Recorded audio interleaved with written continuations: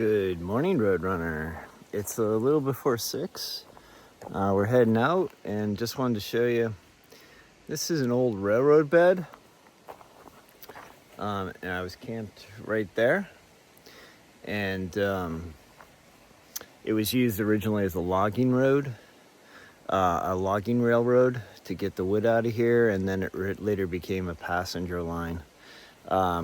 But this railroad bed basically runs parallel down the hill here. That Orbiton stream that we crossed yesterday. I don't think I filmed it, but there's a stream that runs kind of parallel to this railroad bed.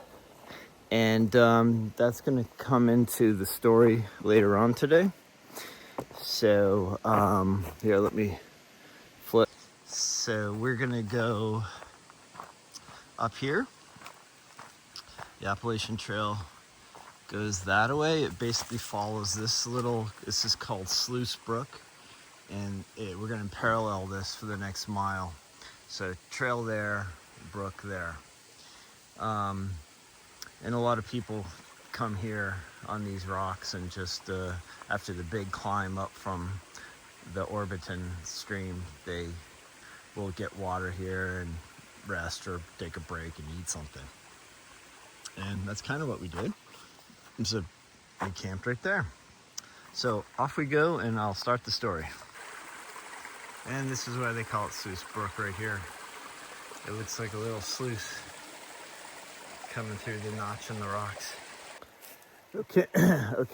So this is the story I was going to tell. It's the story of Geraldine Largay, or better known as Jerry.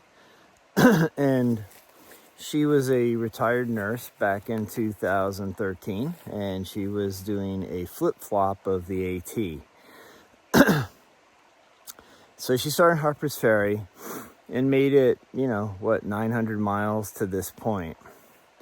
And she had stopped at the Poplar Lean-To that we saw back there, the Poplar Ridge Lean-To. And she spent the night there, and she met a couple of women, and they got along great. And the two women were going southbound, Jerry was going northbound. And one of the women took a picture of her at the Lean-To, and that was her last known position.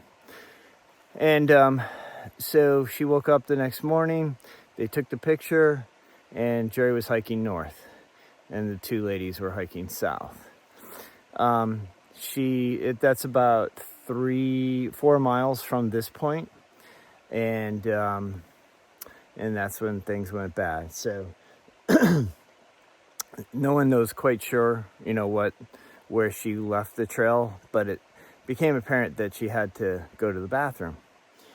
And in a second here, I'm going to show you the terrain, but so she was 66 years old, and she was a slower hiker. She hiked about a mile per hour, and so she was taking her time. And before she had left, she had really no experience hiking. She did some training, hikes to get ready for the hike, and she decided she was going to hike with a friend just to feel more safe. And the two of them left Harper's Ferry together, and her name was Jane. And they made it all the way to this point. So by this time, you got a pretty good feeling for the trail and how it works. They also had Jerry's husband, George, who was supporting them along the way. So he would drop them off at a trailhead, hike in, a mile or so with them, turn around, go back to the car, drive the car around to the next road crossing, and then hike in, meet them, and then they go back to the car, and then they'd spend a night in a hotel or wherever it was that they were staying. So, brought them supplies, brought them to restaurants, a full support. And he had dropped Jerry off at Route 4, where we started yesterday. And between there and, the next 40 miles, there's no road crossing. So he went on to Route 27 and was going to wait for them there. He knew, and they knew it was going to take them about 3 days. In fact, Jerry was going to go from the Poplar lean-to. Her plan was to go to Spalding lean-to, which is going to be coming up here shortly. So it wasn't a big day, as far as hiking, as far as mileage. So, yeah, that's where, right about this point, is where the plans change. So I'm going to switch over and show you something that I thought was a little interesting. So I had pegged kind of where she was going to go off trail a little bit further on, but as I'm coming up here, I noticed something. And it's on these trees here. They're marked with this yellow and a pink ribbon. So I don't know if these were, kind of indications for other people, rescuers, that sort of thing. But this may have been the place where she left trail, or it may be the place that's easiest to get to her tent site. But it's around here somewhere. So let me show you the terrain. It's, it's not thick like you see in other places, but you can tell it's, kind of high. Bushes are high. Whatever this plant is growing, all over the place. So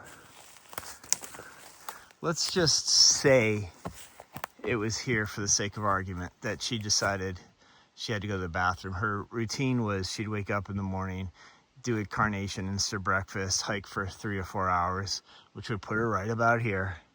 And then she'd go to the bathroom and then continue on her hike. So let's say it's here, and I'm going to go into the woods and kind of disorient myself and show you what she was facing. Okay, I'm in the woods now. I'm about 100 feet off of the trail. And the other thing I wanted to tell you is that, so her friend Jane, who was hiking with her, a few weeks back, she had got a call from her daughter. Her daughter broke her ankle, actually hiking, by the way. And Jane had to go back to take care of her. So she had left the trail, and Jerry and George, thought it over of what to do. And they decided they'd keep on hiking without her. But Jane was a real help to Jerry. Jane, on a couple occasions, would say they'd get into camp, they'd sleep the night, they'd get up in the morning, and Jerry would take off hiking the wrong way. So she didn't have a great sense of direction, unfortunately. So, when that happens and you get into a situation like this without a good sense of direction, it certainly compounded the problem. So what I'm going to do is show you where we are. I'm going to spin around a little bit and then kind of show you how disorienting it can be. Okay, so here we are. And we just finished our business. And now we have to get back to the trail. And it's thick. I can't see the trail. I don't, if you were just sitting here for the first time and had been dropped here from a helicopter, you would have no idea where the Appalachian Trail is right now. And so she got disoriented and she didn't know what to do. So she started hiking in a direction, and unfortunately that was the wrong decision. When you get lost in the woods, oftentimes the best thing to do is just sit right where you are. But she didn't. She started wandering because she wanted to find the trail, and she just started kind of going around in circles out here.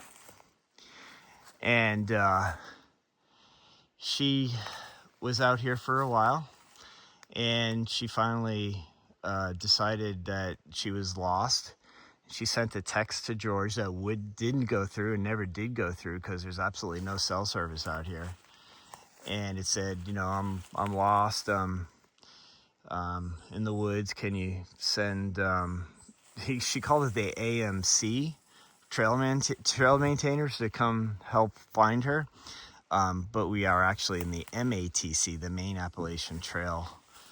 I don't know what the C stands for, but it's MATC here instead of the AMC, which was what she was used to in New Hampshire. So she wandered, and she wandered in that direction. And her instinct was to climb higher to try to find cell service. But there isn't cell service anywhere in here for miles and miles and miles. So unfortunately, that was the wrong instinct as well. And she had a little, she told her, you know, her friend said that she did have a fear of the dark. And so she's probably getting a little panicky right now. So anyway, she went in that direction, and about 0.5 miles in that direction, and it got dense. I mean, you can see how dense these woods are, and especially when you get into the evergreens over there. It's just really hard to find someone when it's this dense and so remote. So she ended up about 0.5 miles from here. She made tent. She stayed there. There really weren't too many signs after that she explored the area any. She kind of just said, I'll stay here until they come and find me. Well, one of the biggest rescue efforts in Maine's history, you know, started when she didn't show up, and George reported her missing, and no one had seen her. The last time people saw her was at Poplar Tent Lean-To, and they started searching. They had an incredible, you know, manpower, and we're actually on the Navy property right now. This area is like 12,000 acres of a designated area where the Navy uses to train soldiers on how to escape from being caught by the enemy if they're in behind enemy lines, and basically survival techniques, which is kind of odd that that's here. And the Navy even got involved. They had 2 rescue teams out here, and they know these woods better than anybody because they've spent tons of hours, you know, training in this area. And all the fish game wardens, the police, the, you know, firefighters, hundreds of volunteers. It was a massive manhunt.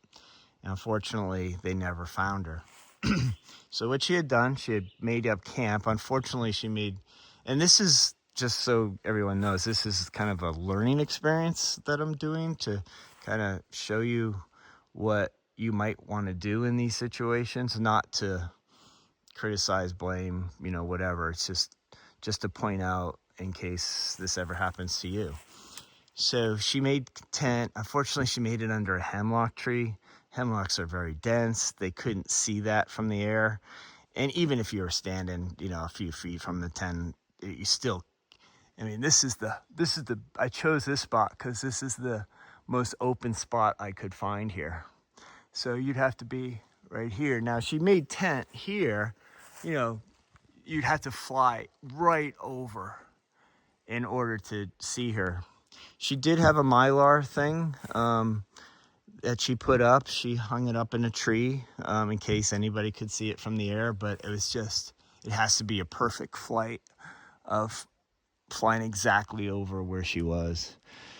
So she stayed there. It's probably a couple of weeks, and then she died.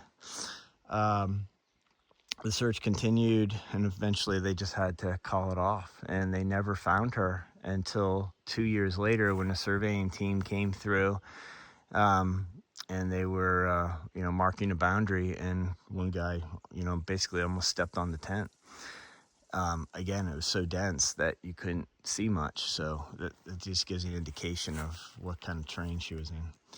So there were signs that she had started fires, but it looks like in her journals, she was afraid of catching the woods on fire. So she'd put them out after she heard a helicopter go by. What she should have done is started that fire and never put it out, until she's found. In fact, make it as big as you can. And then, when a helicopter or something comes by, you can take some of these leaves like this off this this branches, and put it on, and it'll start a smoke and create a smoke signal. But she didn't do that. And this is just a really sad story that, a lot of people know on the AT. So now what do? We're in this spot. How do we get back? So, what I did is I laid a pole down, indicating the direction I came in. And, she probably didn't think of that because she was just going to go to the bathroom quick and come back on. So, but that's, one thing that you can do if you have a bad sense of direction and you get lost easy. That might be a good thing to do. And she also had her pack with her. Now, in the end, it ended up, helping her because she was spent, so many nights in the woods, and having the tent helped her. But what I did is I left my pack on the trail. So in case anybody was coming by, they'd see that pack and they'd have a better idea of the search area. The problem was they just didn't know where she was. And, it's hundreds of miles in all directions here. And how do you know, where to search in such a great big area? And they certainly searched up and down the corridor, but she was just too far in. So, I'm going back where I think the trail is.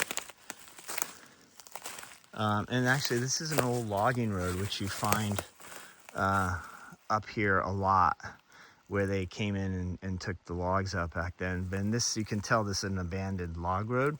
It's certainly overgrown and lots of dead trees and stuff. But actually, I don't remember crossing this when I came out here. But that's interesting. And so I'm still going in the direction my pole was pointed. But you still can't see anything. You don't know where you are. You can't see the AT. And I'm coming out, and now I see the other pole I had left. And I left this pole in case somebody found my pack.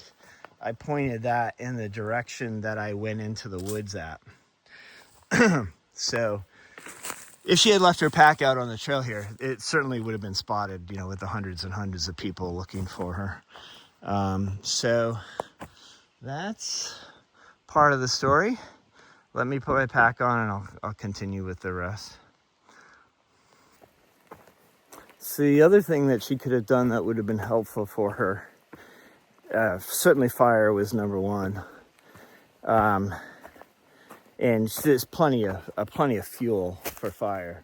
All these, dead birch trees, the bark is excellent fire starting material. All these balsams have pitch in them. That's basically like oil. So she had all the materials for start a fire and keep it going. She had a lighter. She also had her cell phone. It did her absolutely no good though, because there's no service whatsoever. And that eventually would die. And in the car, now, remember, she was just going, a couple of days. She wasn't having to carry lots of supplies because George was following her in the car. And they had recently bought a Spot GPS device. And they got that because of they knew they were going to go into the 100-mile wilderness soon. And she was going to take it with her there. Had she had that with her instead of in the car, obviously that would have been a game changer. The other thing that is interesting, and it was just so frustrating for the people that eventually found her, was that she was near a little brook, and she was getting water from that brook where she had tented. And she, but she never moved. She just stayed at that tent site.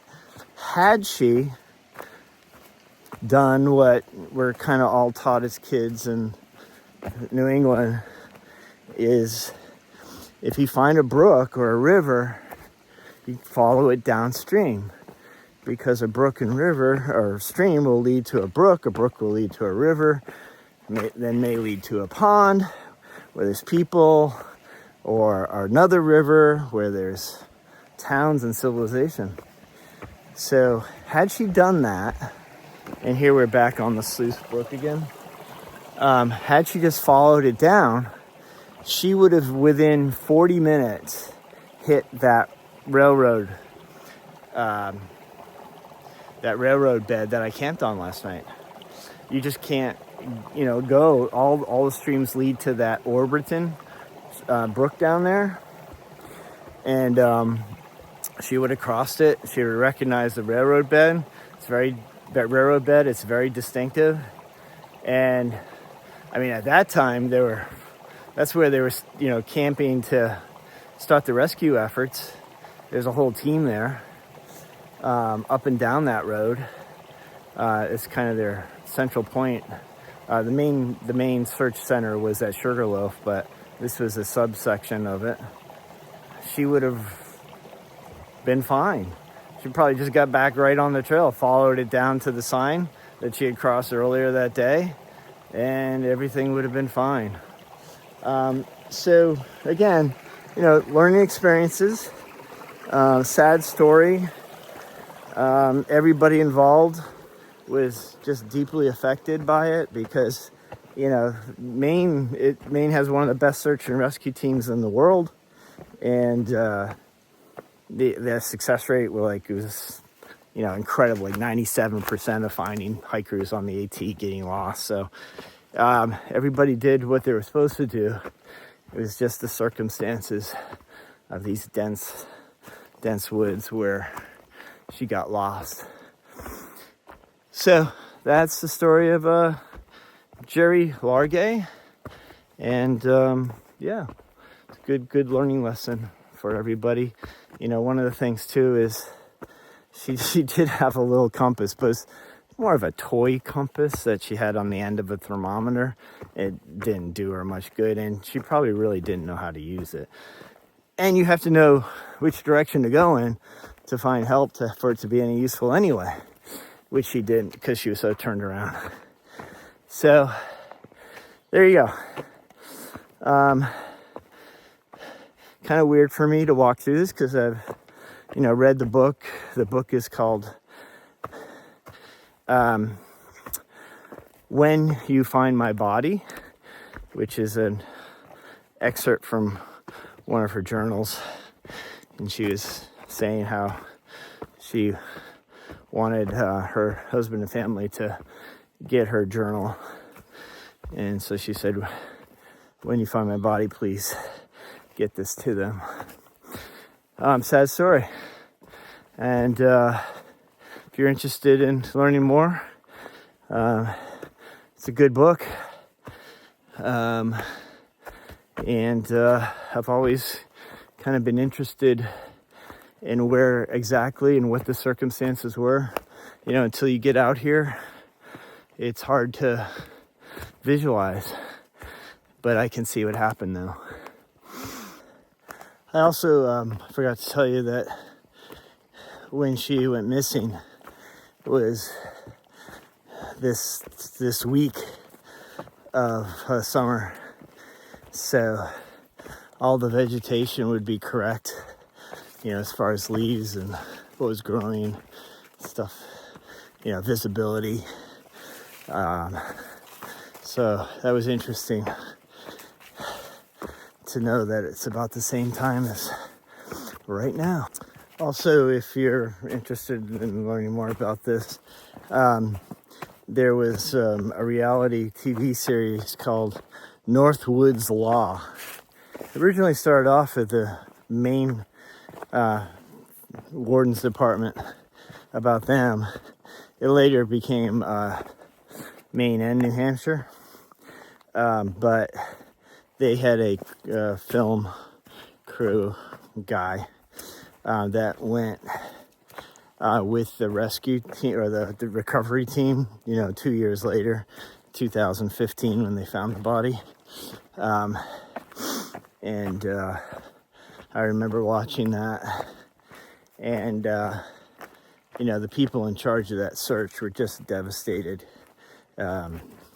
They really felt personally like they had let her down, and all the emotions that people go through.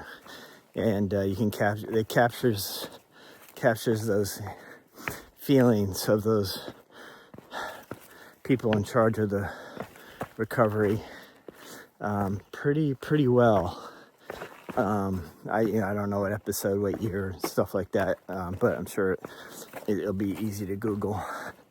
So there you go. And if you ever want to start a fire in New England, these are white birches. You can see all this bark that's coming off of it. That is basically nature's newspaper to start a fire right there. Right there.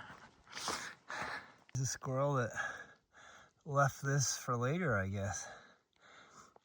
And just like that, we're on top of Loon Mountain. And our next big one will be Spalding. And that'll be a beast.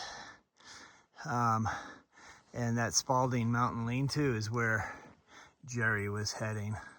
That's where she had planned to spend that night, but she didn't get there. So we've gone just about 3 miles today. Let's keep going.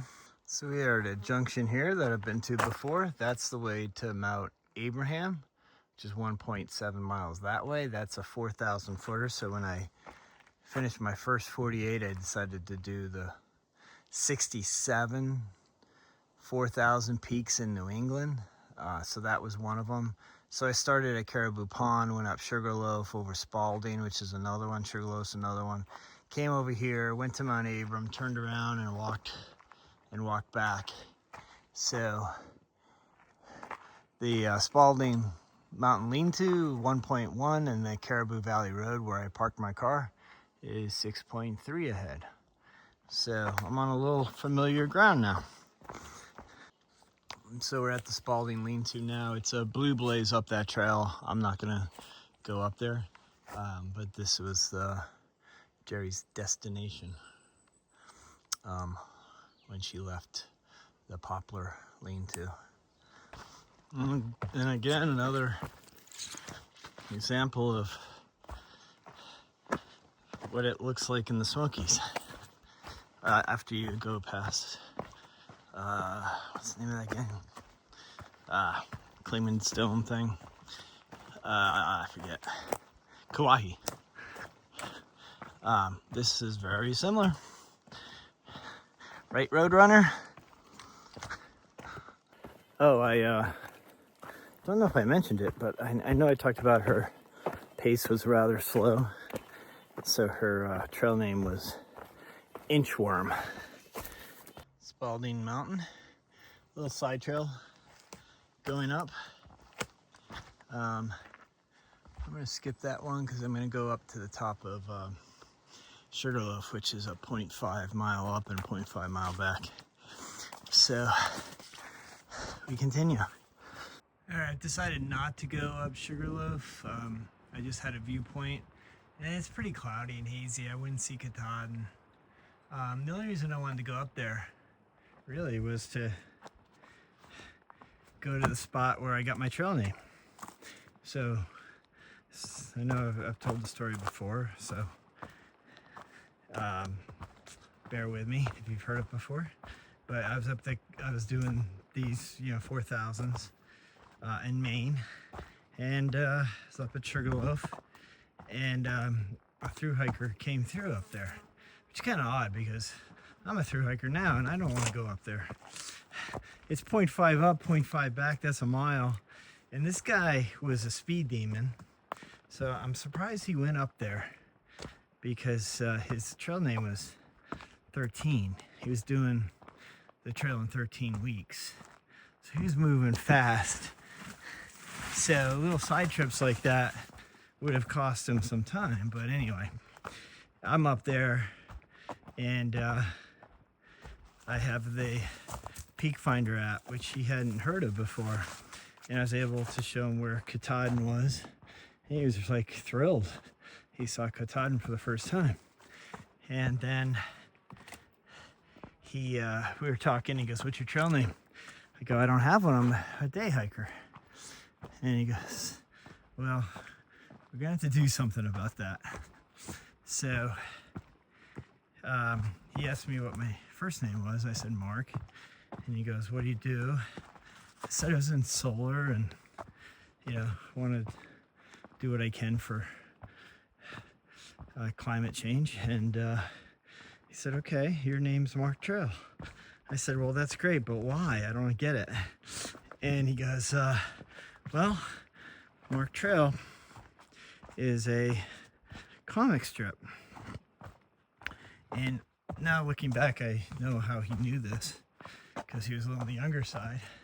I mean, that comic strip started in 1940 something and still continues today. So it's kind of surprising a young guy would know that. And reason why he knew is because in Georgia, right as you cross into Hog Pen Gap, there's a sign. It's kind of behind the Hog Pen Gap sign, so no one really sees it. But it's the Mark Trail Wilderness. So he must have looked up what that meant when he came through. And anyway, it's the only national wilderness in America that is named after a fictional character. So this comic strip is about a guy, Mark Trail, who goes around and brings attention to environmental issues around the world. So it may be like the ivory trade in Africa or the Amazon forest or whatever it is. So he's the one that named me Mark Trail.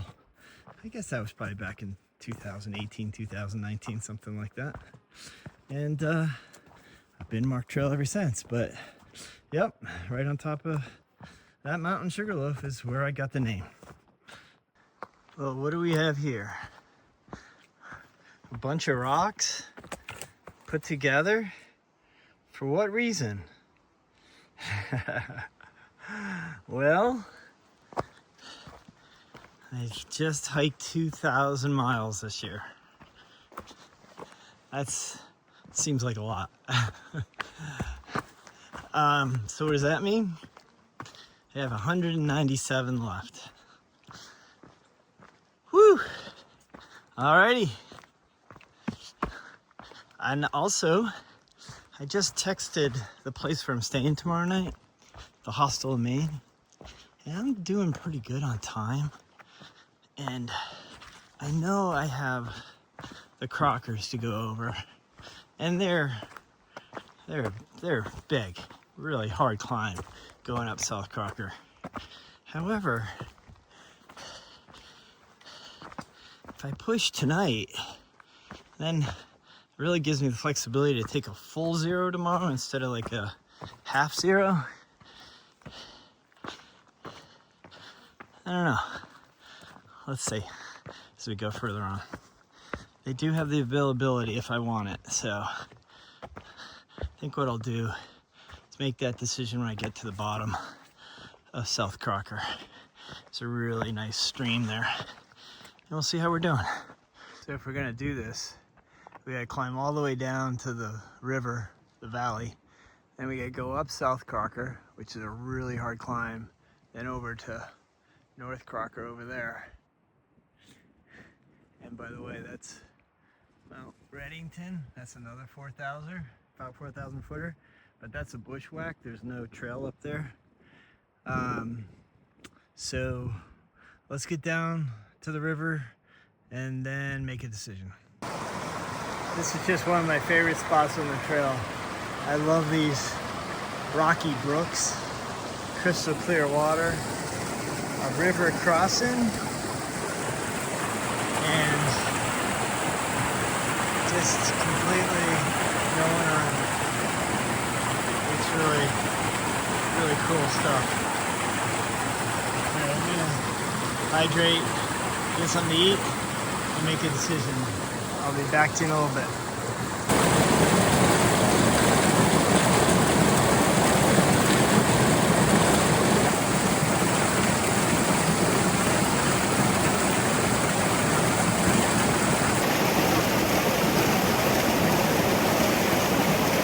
Nice spot for lunch. Okay, it's a little after 10. To get to Highway 27 is 8 miles.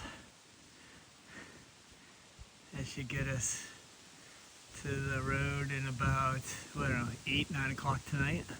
Right, Roadrunner? I think we can do this. So, 3.1 to North Crocker, 2.1 to South Crocker. This 2.1 is going to be the hardest the whole day. So, all right, let's get at it. Let's do it. All right, there's the Crocker Cirque campsite.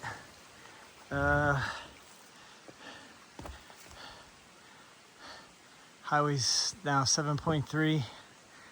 No turning back after this. We move on. Well, I made it to the top of South Crocker. That is one hell of a hard climb coming up there. 2.1 miles of just sheer uphill. So there's a Sugarloaf. Getting a good view of it for the first time. And somewhere that way is the bushwhack over to Reddington, which I'm not going to do. I've already done it. Yeah, it was a pretty long bushwhack from what I remember. It's once you find the trail, you know, herd path, you know, you can pretty much tell where it's going.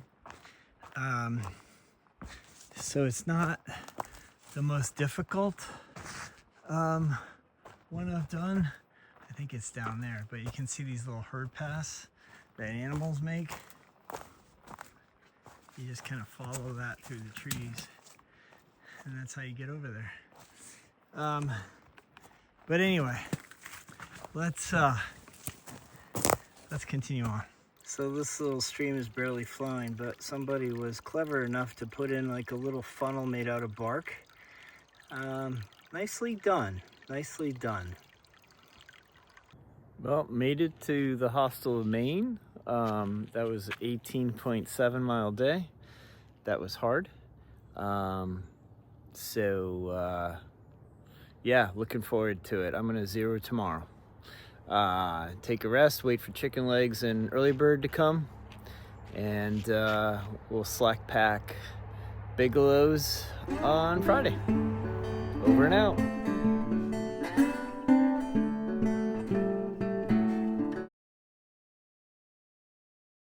Well, hey guys, Roadrunner here again, and I really hope that you enjoyed this video as much as I did. I was really looking forward to it because Mark Trail is one of my favorite storytellers, and I had actually done a video about Jerry Largay myself, but he just did a whole different level. As in, like, he went into the woods and showed just how confusing it can get up there in Maine. Anyways, guys, I thought this would be a great way to remind you that I do offer shakedown hike services to future hikers, whether they're through hikers, section hikers, day hikers, weekend warriors.